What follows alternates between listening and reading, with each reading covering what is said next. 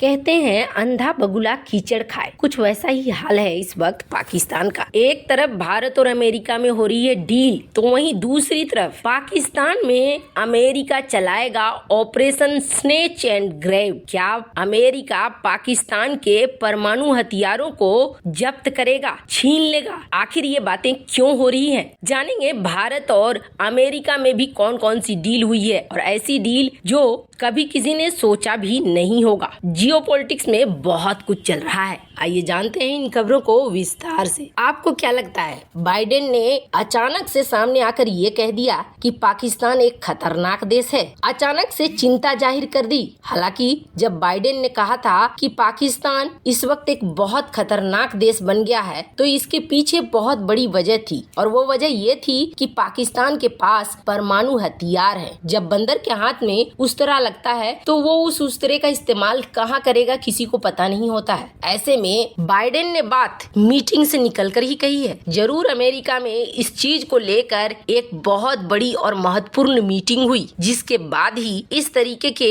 शब्द निकले बाइडेन के मुंह से। हालांकि पाकिस्तान ने तुरंत आपत्ति जाहिर की थी, पर जरा सा पीछे बैकग्राउंड में जाएंगे तो आपको ये देखने को मिलेगा कि वहाँ पे कई ऐसे धर्म गुरु हैं जो सीधे सीधे कहते हैं कि आप दान मांगने के लिए, भीख मांगने के लिए दुनिया के देशों में क्यों घूम रहे हो। वो अपने प्रधानमंत्री शहबाज शरीफ को कहते हैं कि दुनिया में क्यों घूम रहे हो भीख मांगने के लिए, कोई तुम्हें देता है, कोई तुम्हें नहीं देता है। एक हाथ में कुरान ले लो और दूसरे हाथ में ले लो वो बक्सा जिसमें न्यूक्लियर बम है, और दुनिया को बोलो कि हमें कुरान को बचाने के लिए पैसे चाहिए। देखो दुनिया कैसे तुम्हारे कदमों में झुकती है। जरा सोच लीजिए कि इस तरीके के विचार वाले देश में क्या परमाणु हथियार सुरक्षित हैं? ये तो रहा धर्मगुरु ने कहा। कभी इनके मंत्री भी कहा करते थे कि पाव पाव भर के हम परमाणु बम फेंकेंगे और हम भारत के साथ जीत हासिल करेंगे। वैसे आपको बता दें, कहते हैं ना, जब दिया बुझता है तो बहुत ज्यादा फड़फड़ाता है। कुछ वैसा ही हाल इस वक्त पाकिस्तान में सांसदों का हो रहा है। एक एक करके सब सांसद अब धीरे धीरे मान रहे हैं कि ये उनकी बहुत बड़ी गलती है कि उन्होंने आतंकवाद को बढ़ावा दिया। पर क्या होगा अगर टीटीपी इन परमाणु बमों पर कब्जा कर ले, या कोई आतंकी संगठन इन परमाणु बमों पर कब्जा करे? पाकिस्तान टूट जाएगा। अगर ये बर्बाद हो जाएगा तो इसके न्यूक्लियर बम का क्या होगा? आज के समय में ये एक वाजिब सवाल है, क्योंकि पाकिस्तान इस समय पैसे की कमी से जूझ रहा है, और कई रिपोर्ट ने तो ये तक कह दिया है कि अगर स्थिति नहीं सुधरी तो पाकिस्तान मई तक डिफॉल्ट कर जाएगा। पैसे की कमी से पाकिस्तान में होगा गृह युद्ध। पाकिस्तान जैसे देश में इस बात की संभावना बहुत ज्यादा है कि अचानक से कई धार्मिक कट्टरपंथी ग्रुप उठेंगे और ये बोलेंगे कुर्सी हमें चाहिए, कुर्सी पर हमें बैठने दो। पाकिस्तान में ऐसा हो सकता है, इस चीज को बहुत पहले ही अमेरिका ने भांप लिया था और अमेरिका ने इसके लिए तैयारी कर ली थी। अमेरिका ने पाकिस्तान के लिए एक इमरजेंसी प्लान बना रखा था। बाइडेन ने यूं ही सामने आकर नहीं कह दिया कि पाकिस्तान एक बहुत ही खतरनाक देश है। इस वक्त एक अमेरिका ने कथित तौर पर प्लान बनाकर रखा है, जिस प्लान का नाम है स्नेच एंड ग्रैब। 9/11 की जो घटना हुई थी, इसके बाद से पाकिस्तान अमेरिका की नजरों में चढ़ा हुआ है, क्योंकि पाकिस्तान एक ऐसा इकलौता इस्लामिक देश है जिसके पास न्यूक्लियर हथियार है, और अगर ये गलत हाथों में चला जाता है तो पूरी दुनिया के लिए खतरा होंगे। और ये किसी से छिपा हुआ नहीं है कि पाकिस्तान में किस तरीके के गलत लोग हैं। 2007 में गार्जियन में एक रिपोर्ट छपी थी, और इस रिपोर्ट के मुताबिक पाकिस्तान के न्यूक्लियर हथियार सुरक्षित रहे, इसके लिए अमेरिका ने 2001 से 2007 तक $10 करोड़ खर्च किए हैं। अब आप सोचेंगे अमेरिका को क्या दिक्कत है, अमेरिका इतना ज्यादा क्यों सुरक्षा दे रहा है? तो आपको बता दें, 2 घटनाएं हुई हैं। इस 2 घटनाओं के बाद से पाकिस्तान के ऊपर अमेरिका एक जरा भी यकीन नहीं करता है। पहली घटना है 2004 की, जब पाकिस्तान के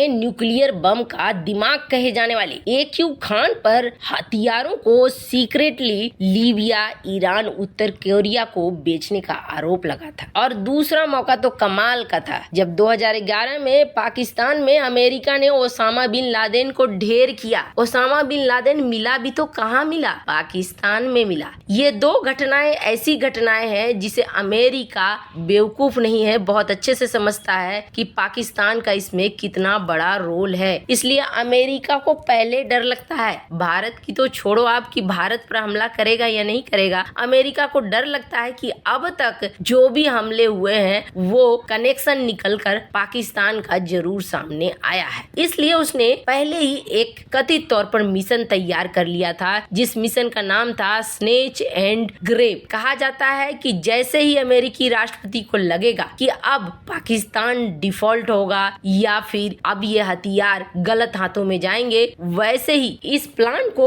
एक्टिव कर दिया जाएगा। क्या होगा अगर ये एक्टिव हो गया प्लान तो आपको बता दें, अगर ये प्लान एक्टिव हुआ तो अमेरिकी सेना हो सकता है पाकिस्तान में घुसकर परमाणु हथियारों को अपने कब्जे में ले लेगी। एक बड़ा सवाल ये भी है कि क्या ये प्लान ओसामा को मारने जितना आसान होगा और क्या पाकिस्तानी सेना इसमें मदद करेगी। वैसे इसके बारे में कोई डिटेल पब्लिक में नहीं है, पर आपको बता दें जब ये रिपोर्ट आई थी एक बार पहले भी, तो पाकिस्तान के पूर्व राष्ट्रपति जनरल परवेज मुशर्रफ ने कहा था कि अगर परमाणु बम को सीज करने की कोशिश हुई तो पाकिस्तान और अमेरिका के बीच युद्ध शुरू हो जाएगा। ये पाकिस्तान की संपत्ति है जो पूरे देश में सुरक्षित है। 18,000 से ज्यादा सैनिक इसकी सुरक्षा कर रहे हैं। खैर, जहां एक तरफ ये चल रहा है पाकिस्तान के साथ, तो वहीं भारत के साथ कुछ अलग ही डील चल रही है। भारतीय एनएसए की मीटिंग हुई अमेरिका में और इस मीटिंग से ही समझ में आ रहा था कि अगर एनएसए अजीत डोभाल पहुंचे हैं तो जरूर कुछ न कुछ बड़ी चीजें होंगी, और वैसी ही बड़ी चीजें अब होनी शुरू हो गई है। एक समय था जब अमेरिका अपनी शर्तों पर काम करवाता था, पर अब एक दूसरा समय आ गया है जब उन्हें लगता है कि भारत को मजबूत करना होगा अगर चाइना से हमें बचना है तो। और भारत को मजबूत करने के लिए वो भारत को हर उस तरह की टेक्नोलॉजी देने को तैयार है जो टेक्नोलॉजी उनके डिफेंस में, बिजनेस में और एकेडमिक में हर चीज में मदद करे। यानी कि एक तो अपना जो अमेरिका का जेई इंजन कंपनी है वो अब भारत के साथ मिलकर इंजन बनाएगा, और दूसरा कई ऐसे क्रिटिकल टेक्नोलॉजी हैं जो पहले अमेरिका नहीं देना चाहता था, अब अमेरिका उन चीजों को भी देगा। ये जो नई डील हो रही है, इस डील को नाम दिया गया है ICET, यानी कि initiative on critical and emerging technology. वैसे आपको क्या लगता है, क्या अमेरिका इस तरह का कोई प्लान एक्टिव करेगा? कमेंट कर अपनी राय जरूर बताएं। जल्द मिलते हैं अगले वीडियो में नई खबर के साथ।